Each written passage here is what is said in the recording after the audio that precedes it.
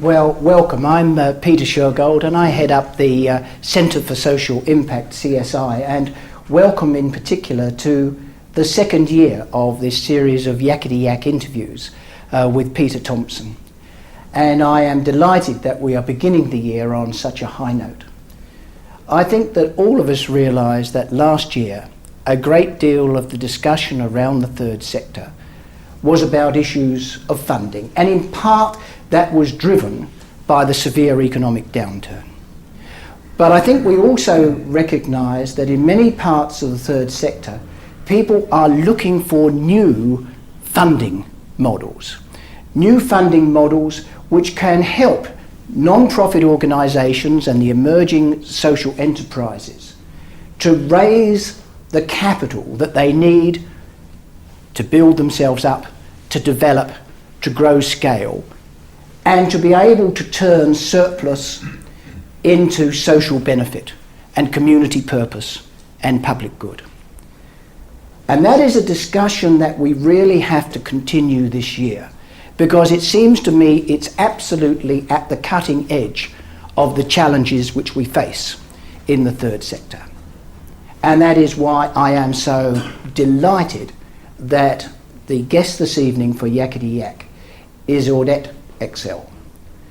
Now, Audette, we shall see, has a real story to tell. And it goes back before ISIS, but really a lot of it is to do with the creation of ISIS about 12 years ago. She was the founder of ISIS. She remains the CEO of ISIS Australia Pacific. And the ISIS story, which is very much Audette's story, is quite fascinating. How 12 years ago she effectively brought together a boutique financial services company and a non-profit organisation, and brought that together in a way that was then able to provide services to deal with poverty in developing countries. And today, large numbers of people are provided with services through the ISIS Foundation in Nepal and Uganda. That itself is a great story, but what is interesting, I think, to ourselves, what is, I know, particularly interesting to the host for this evening and the CSI partner, PricewaterhouseCoopers, is the funding model involved, trying to find new and imaginative and innovative ways of creating the funding that we need to drive social purpose.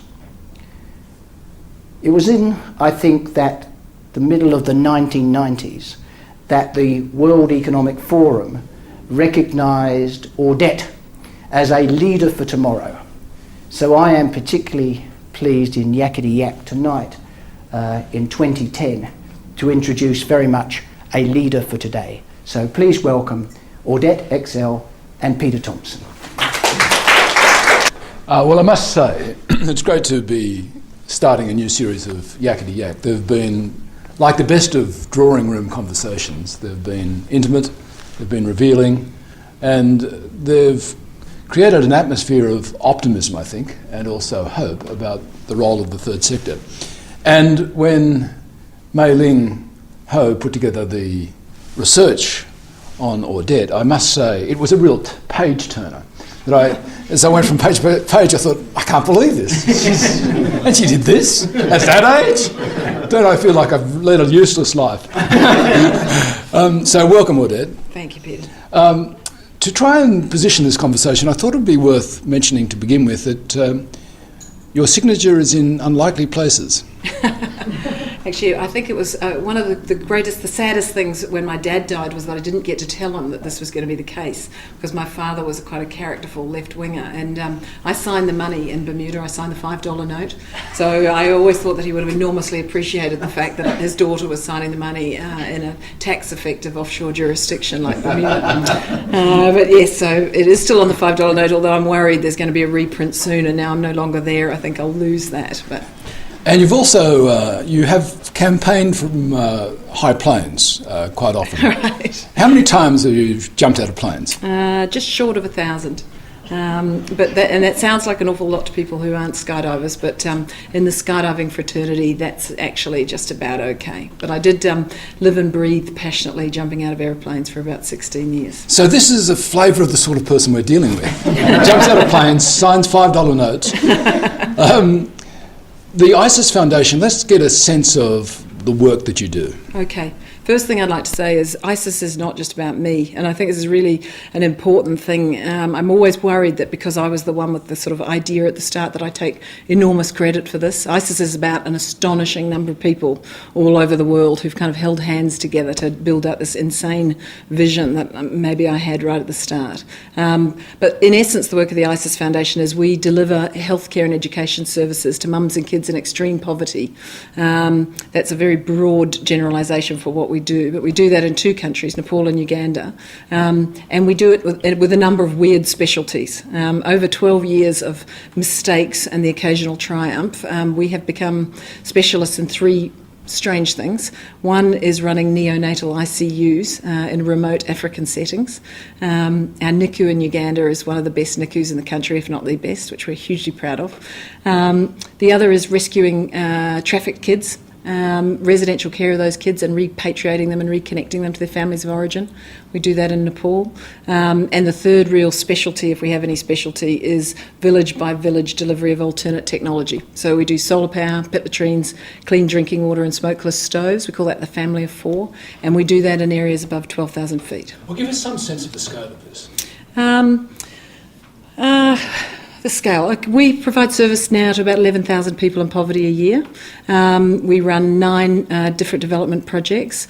We have about 150 full-time staff on the ISIS Foundation, and we work in regions that span enormous distances. So our village-by-village delivery, we're really one of the only service providers in this community because it's so remote. The government really doesn't provide service there, and our project begins 21 days walk from the nearest road. So it's very remote. There are 36,000 people living in this magical region, but it would take a Westerner like me about 2 weeks to walk across it, and a Nepali about 7 days. So it's a fairly wide. Now it's a pretty wide span. Now, as Peter alluded to, in terms of the third sector and the future of the third sector, the funding model for doing this good work is a keystone to it happening, and of fascination to those that are thinking about setting up such things. Right. So explain how the ISIS business, the ISIS group, funds the foundation. Okay. The ISIS, we have a set of financial services firms that we set up in very niche areas that we thought we had a shot at making a serious amount of money. And those businesses have as their principal purpose the funding of all the admin and infrastructure and project costs, emergency project costs in particular, of the ISIS Foundation. So we set the foundation and the businesses up at the same time, with the concept being that the foundation, the wonderful staff of the foundation, should be able to focus on how to deliver service on the ground, which is really not easy. Meanwhile, they shouldn't be worrying about where the next dollar was coming from. The wonderful business staff we had would be worrying about that by getting out there and doing deals and making money. And so the idea is that we effectively have a hybrid structure where in our offices worldwide you will meet somebody who's worrying about whether you can get an incubator into Uganda and somebody who's worrying about the latest corporate finance deal. Everybody's completely embedded with each other. Now that model sounds fantastic, but I have to admit it's been a hard model to pull together. I'm enormously proud that we have managed to pull it together. But I did it, and we set it up that way in the start because when I looked at the non-profit world, the third sector, I saw that the key issue they were teaching sustainability constantly and speaking sustainability to people who couldn't sustain themselves because they lived on $1 a day. But at the top of the tree, the non-profit themselves was non-sustainable as a business entity. So the concept was to try and change that model a little bit and find a way to sustain a non-profit in the long term by linking it to a business. So in terms of your financial services business, do you offer high-value, high-price services? Yes, we do. So we've got a law firm, a Bermuda law firm. We have one major Australian investment bank as a very large client of ours, and we service a number of the others. We do all the legal work structuring their offshore structures. We have a fund administration business which does back office servicing for mutual funds, and we have about $3 billion under administration in that business. And And in Australia, we have a grandly titled corporate finance and placement firm, which works in very niche areas of the institutional and banking markets, basically doing deals. To work in that business, Yep. people expect big salaries. How does that work alongside people that are working for the foundation? Yeah, you've hit on a really interesting point around this model. The great thing about ISIS is we're all insanely passionate about the poor, even the people who work on the business side. That really helps in terms of making sure that people understand that salary expectations, our lives are not about major salaries. Our lives are about building ISIS and serving the communities that we work with. But it's a really interesting and complex question as the foundation has grown. So we have 25 people on the business, approximately, and about 150 on the foundation, and keeping salaries in as much as we can tied together or appropriate has been something we've managed to do, but I worry about how I'm going to do that going forward. Give us a framework for how you sort it out. Well, we've sorted it out by saying that it's as important at the medical specialists that we have who are advising on what we need to do for the NICU is providing as much value to our organisation as the corporate finance buff, somebody like me, who's doing the deals. And so that the salary structures are commensurate. Nobody is in ISIS to make money. Including the business? Including the business. They're paid. They paid quite a lot less than they might earn.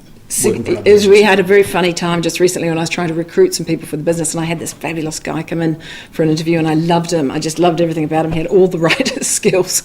And then he told me that his base salary in his current position was 7 times the top salary in our organisation, and had some concern about how he was going to feel when I told him what his salary would be if he came to us. But Did he join? Actually, he has. He's joined. You're very persuasive. Well, I think people are hungry for it. It's interesting in the financial services sector, the people that I've worked with, my peers, if you like, being a 25-year veteran now of the financial services sector, they're hungry to do something that's values-led. And so as long as, you find a way where you can make sure they have a great life and they can look after their family reasonably, I think the upside of knowing every day you save people's lives is so enormous that people are prepared to make big sacrifices. Now, we'll come back to talk about the ISIS Foundation in more detail. But I'm interested in the term ISIS. Mm-hmm. Where did that come from?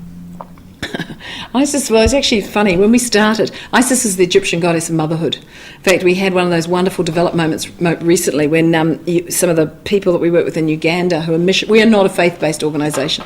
We're a fairly irreligious organisation, actually, but we work with a lot of people of different faiths. And one of the missionaries in a project we're working with wanted to know if we worshipped the cult of Isis, which was, which was fabulous. But we taken a bit far. Yeah, exactly. So, but Isis, why did we pick her? We wanted basically Isis started as a couple of unemployed women pretending to run a business. So we decided we needed a name very quickly so that we would have a distinct identity. But Isis, she's a goddess who's often, she's the goddess of motherhood, and she's often depicted with one foot in the land and one foot in the sea, and that's really how we see ourselves. We're 1 foot in the business camp and 1 foot in the non-profit camp. So she was a fabulous kind of emblem, if you like, or symbol for us. When we started, we all sat around and said, how's the male business world going to feel about us naming ourselves after a goddess of motherhood and fertility? So we acronymed it to International Solutions and Investment Strategies. That's a bit each way. And it was very funny because people in the early days would ask us what ISIS was, and I would have to stop and try and remember the acronym before I could actually tell them. But anyway, she's the goddess. We're fully in our power now, so we admit that we named ourselves after a fabulous goddess. One of the things I find really interesting about this process and preparing and being involved in television interviews about people's lives is to see the connections between what they ended up doing and where they came from. Mm-hmm. And I thought we should explore that for a few minutes. Your father, David, was a renegade journalist in New Zealand. Yes, he'd love to hear himself described that way. Yeah, he was. He was. Yeah, he was. He was a brilliant current affairs journalist with great conviction and integrity, who was considered to be a renegade because of a political stance he took against a character called Rob Muldoon, who some may remember, and that stance, which cost him his journalistic career, and he knew it would cost him his journalistic career, was one of the key things for me in recognising that in the end all you have is integrity. So, he had a profound influence on me as a kid. He campaigned directly against Rob Muldoon. In fact, put a thing a journalist, it's a very dangerous thing for a journalist to do, is to openly throw your hat into the ring for one side or another. Right. He campaigned for Bill Rowling Right. against Muldoon. Right. Muldoon won the election easily, Right. and then things got very difficult for you. They did, and yeah. As part of this childhood you had, the family spent time in Singapore during the Vietnam War. Right. He was correspondent in Vietnam. And that was also a very important period, I think, for all of us, but maybe for me particularly, because it gave me such a wonderful sense of internationalism, but also, as a kid, a sense of being what it's like to be a minority. I was the little blonde kid with the blue I eyes. can still hear that Kiwi accent. All Australians can. I hope I never lose it. Yeah, So you were the blonde kid with the blue eyes. Correct. Yeah, amongst this amazing Asian 60s and the sort of metropolis of Singapore in the 60s. And so it did make me, in fact, and I remember profoundly being shocked when I went back to New Zealand with all these pasty-faced white kids that looked like me, suddenly realising that there was a place in the world where I was in the majority and being quite discomforted by that, actually. Rob Muldoon, like Joe Bjelke-Petersen, was famous for welcoming the Springboks. Right. And you threw yourself into the fray. My mother will hate this if she sees this. So Mum, you're watching? Yeah, exactly. Yeah, no, during 1982, the Springboks came to New Zealand in contravention of all the sanctions, and as people of that era will remember, the country divided. It was a staggering period in New Zealand's history. 500,000 people took to the streets almost twice a week for nearly 3 months, and so I was one of those 500,000 proudly protesting. And as I said to Allen's, a law firm, a wonderful law firm that I joined, the proudest moment before I got the job with them was being carried off the motorway with my father when I was blocking it on the way to stop a Springbok tour game going ahead. So yes. So this sort of youth of political protest, you end up doing law at Melbourne University after studying in Wellington. You do arts there, you do law at Melbourne University. Obviously, a bright graduate goes to Allen's. Totally blue blood. Not, yeah. I mean, them. Right. And in fact, it was the best thing I ever did for myself. And I don't know why, because my life until that point had been enormously expansive in terms of intellectually, philosophically expansive, but I did not understand the world of power and money. I did not understand how capital moved, and like many who came out of a background like me, I had this dark suspicion that people on that side were really not good guys. But somehow I knew that I needed to learn about that if I was ever going to be a part of changing the planet. That until those two things come together, we're never really going to make effective social change. So I went into Allen's feeling like I was kind of a spy in the other camp, and then much to my horror, found myself loving mergers and acquisitions, banking deals. It was really, talk about selling out your principles. You're so revealing. This is good. Yeah, it was rather frightening. But Allen's gave me a phenomenal start, and everything has unfolded from there. And to consolidate that experience, you spent time with Linklaters in Hong Kong. Right, fantastic English law firm. Went to Hong Kong with my, glossy eyes looking at China, saying, wow, imagine doing business in China, till I did my first deal there. But just the wonder of Asia, being back in Asia, another phenomenal 4 years of experience in the project finance sector, particularly there. So rather than sort of keep going up the career ladder, Right. which you might easily have done, you seem really restless and you go touring to the Himalayas. On a bicycle, yeah. I had a mad friend who was a great athlete, and that is one thing I have never been, but I'm able to be convinced to do insane things. So I spent 2 years travelling with her on a bicycle. Separate bicycles. Yeah, thank God. One of us would be dead if we didn't have separate bicycles. So we travelled for a couple of years, and yes, we spent a fair bit of time in Nepal. This is really germane to the whole story, because that's your first contact with Nepal, right, with whom you have links, right, and also you spent time in Romania. Right. At the time, Ceausescu's regime was out, and there was this terrible problem with orphans. Right, extraordinary timing actually. We cycled into Bucharest on the first anniversary of the Romanian Revolution, and there was only one hotel in town with power and food, and they thought there was going to be another revolution. So she and I stayed there, and with the world's entire assorted foreign correspondents who were waiting for the next revolution. One of them was there doing a story on the orphans, and so took us to show us an orphanage, and that was pretty pivotal and life-changing, and we decided that we should stay and work. So we spent several months working in the end on the Romanian, Moldavian, Russian border in an orphanage for irrecuperably handicapped kids, and stopped the trip for that period. And yeah, that was a pretty pivotal experience. You pick up an Israeli scuba diving husband along the way. Yes. Now you've got to explain why you got to Bermuda. You're still going west, are you? Yeah. Yeah, I kept saying to Mum, next year I'm going to come home, Mum.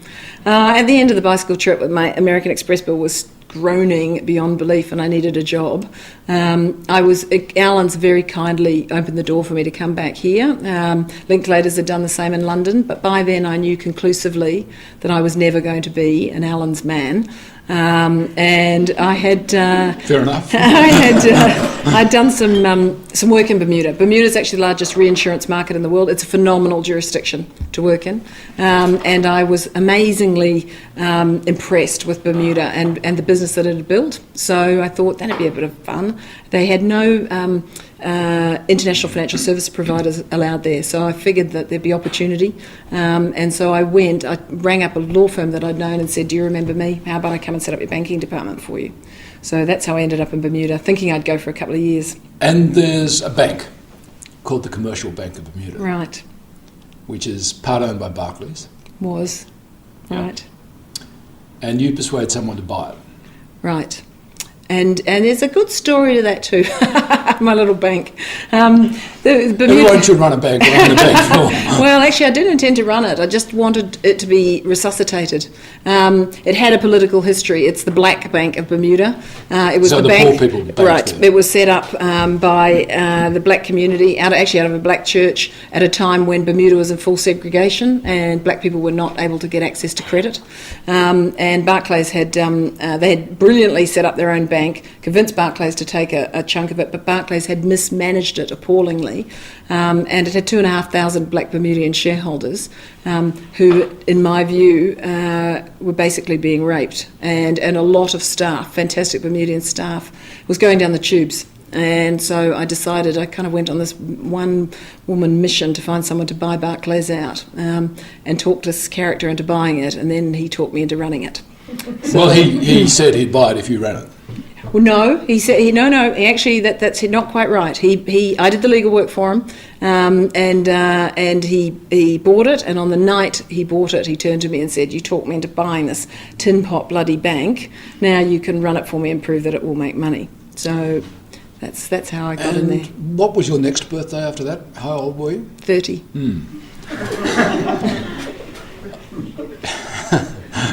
But yes, the prosecution rests. Yeah, but again, it was amazing. My life has been this real mixture of insane courage and good luck. And BCB was an example, I think, of both, but an enormous amount of good luck, because as soon as I got into the bank, I found it had a phenomenal team of people running it who just needed to be unleashed. So again, it's always been one of those things that I've worried about, that I got a lot of credit for that, when actually it was the team underneath that worked with me that really deserved a lot of the credit. It was waiting to be unleashed. I had good instincts and I was lucky. And what you're really alluding to there is the fact that your period of time with them was very successful. It was great. But he was in terms of they were no longer a basket case. Yes, no, we turned the bank around, and it became the best performing bank on the Bermuda Stock Exchange. Still does have the highest the return. Stock Exchange. Why don't you become chair of the Stock Exchange? Well, when you run a bank in Bermuda, there's only 3 banks in Bermuda, and the chairmanship of the Stock Exchange rotates between the heads of the banks. So I did chair the Bermuda Stock Exchange for a couple of years. And then why not sit on the regulatory authority of financial services? Right, and that's poacher turned gamekeeper. So how could I say no to that? So that's a bit of a feeling for what was going on. As Peter said, the World Economic Forum recognised Audette as a future leader. And as part of this, you met the wife of President Museveni of Uganda, and this is where the Ugandan link fits in. Right, Janet Museveni, a true African queen.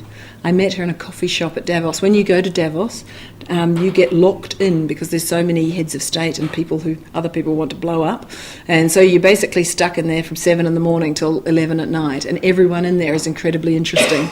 and they have big signs on them telling you who they are and where they come from. So I sat in a coffee shop opposite Janet Museveni. Museveni is the character who basically led the rebels against Idi Amin and Milton Obote, and she obviously was by her side, and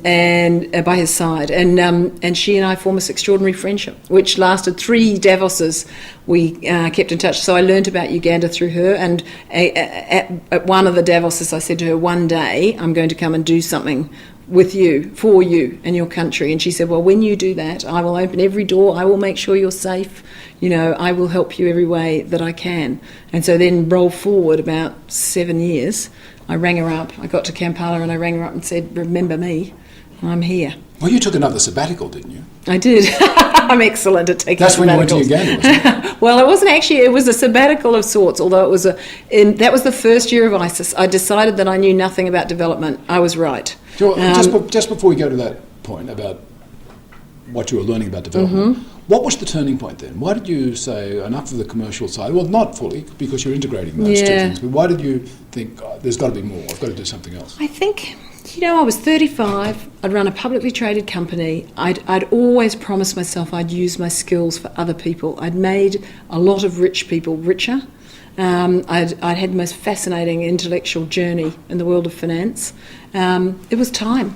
Romania was a real turning point for me. Meeting Janet Museveni was a turning point, but I think I was just at that point. The bank had turned around. I knew that I'd done my job there, so it really was a what next or debt time. Are you really going to take that? I think you get to a point in your life where you say, will I step off that cliff or not? So it was a culmination of thinking and events over a course of a series of years. And then you're right, I took a year to think through, okay, what am I going to do? Walk up and down the beach, and ISIS kind of evolved out of that. So that's the background. Let's deal with the reality of the foundation then. Right. How did you build this structure? And you did so with your dear friend who you'd been cycling with. Bees, who's been my best mate for a very, very long time. And in fact, I should say the person who really built it for us, we started with 2 little projects. I spent the year, the sort of learn about development year, I went to Nepal and I just walked everywhere. And I rang up a lot of people and said, I'm a dumb blonde, I've got money, will you show me what you do?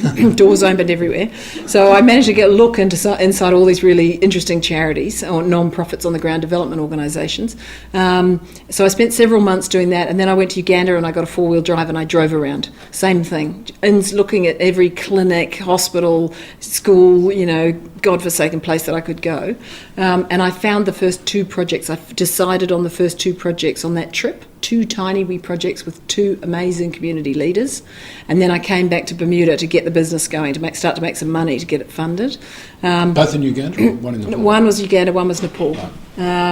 So it started with the first 2 tiny wee projects, came back to Bermuda to get it going, muddled around with the foundation, beginning to do the work but not really knowing what we were doing, until my sister took over as executive officer. She's a charity specialist. She's run non-profit social service businesses her whole life. She literally rang me up one day and said, I can see you stuffing up the foundation. How about I come for 6 months and fix it for you? So she stayed 9 years. And she took the vision because she understood development in the world of non-profit, and she grew it and built the team. So the ISIS Foundation team know far more than I ever will about delivering service on the ground and development work, and they're the people who spearheaded the growth. So it went from 2 tiny wee projects and it grew from there. We learn from our blunders. Yeah. Potentially we learn from our blunders, other than repeat them. What were the biggest blunders you've learned from as you've gone through the years? We made some really terrible blunders, I have to say. People don't really believe me when I say that, but we'll tell you one life-costing blunder we made, which will give you an example of why the responsibility of intervening in the lives of people on the ground is so enormous, and you often don't understand that until you've been doing it for a while. This is a day that I always remember and always regret. With the NICU, the neonate ICU, we had formed this relationship with the Seattle Hospital, which was wonderful, and they were giving us medical equipment, and we built this little neonate ICU, and we were so excited about the fact that we had this facility. There was nothing for the babies in this hospital when I first went there, nothing at all. And so we brought all these incubators into Uganda, and got them set up in the NICU, all excitedly, and trained all the nurses. And we didn't think about the fact that there was an inconsistent power supply to the hospital, because you don't think about that when you're a Westerner, and we didn't take time to listen to community. And about 3 weeks into the incubators being there, the power went off, the oxygen concentrators went down, and 3 babies suffocated to death in their cribs. And so that was obviously a profoundly upsetting and disturbing error, but one, that I hope we learnt from. Those kids sort of sit on my shoulder, I think. So that's a really awful example. Now, the really nice thing that came out of all that is we actually learnt how to do it, and we now take about 600 odd babies a year through the NICU, and we've just expanded it'll take 1,000, and we saved most of their lives. So we learnt. But that's the kind of mistake you make in development that costs you dearly. I think, take a government aid project, right, which is full of structures and processes and such things. And right, in a sense, they're much more risk averse. Right. Perhaps they're less likely to make mistakes like that. Maybe. I mean, there's all sorts of people doing amazing work, and some of them are governments, and some of them are bilaterals, and some of them are NGOs, and some of them are just little community projects. I haven't found one that hasn't made terrible mistakes. We've made a lot. And would structure and process have helped us? Maybe. We might still be trying to build the NICU if we'd been embedded in some of the structure and process we see from some of the organisations that are very bureaucratic. The flip side of being the little guy is you're very able to respond to community need. You're not tied to do things that are dictated or mandated by government policy or politics. But I guess there's a plus side in being the big guy and having all the resources and support to be able to do it slowly. We do it slowly now. How big do you want to get? I want to save as many people's lives as I can, but I do not think, I think the ISIS team, we all think we don't want to run 1 million more projects in 1 million more countries. What we want to do is use the business concept of leverage. So what we want to do is do what we do to a standard of excellence, and then build out the research base around that so that we really know we're delivering great service and it's working in the long term. And then open up to what we're calling the sort of replicability and toolkit stream. We would like to be able to invite others into our projects, for instance. So for the NICU, our dream there is to be able to go to Rwanda and Congo and Tanzania and India, anywhere, and say, if you want to know how to run a remote NICU, come to ISIS in Uganda. We'll set you up in the training centre. You can work with our staff for a month, and we'll train you. But when you leave, we'll give you a whole toolkit. We'll give you all the protocols, all the case management works that you need, all the lists of meds, the lists of donors who might help you, the drawings. We would like to share. We live in an open source world. We'd like to use that to share information. So in terms of how big we want to get, it's about how many people do we want to touch. But I hope we can always smell our projects. We can smell our projects now, every single one of them, and every single member of the ISIS team feels like that about it. Do you know any other organisation that has a model like yours?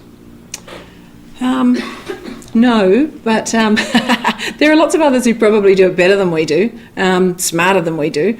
We haven't met another one that's set up just to fund a business, just to fund a non-profit, and we would love to meet some others there are some people doing amazing work. There's money coming off for different revenue streams in different ways, but no, we haven't quite found anybody who's exactly the same as us. They might have more sense than we do, I think.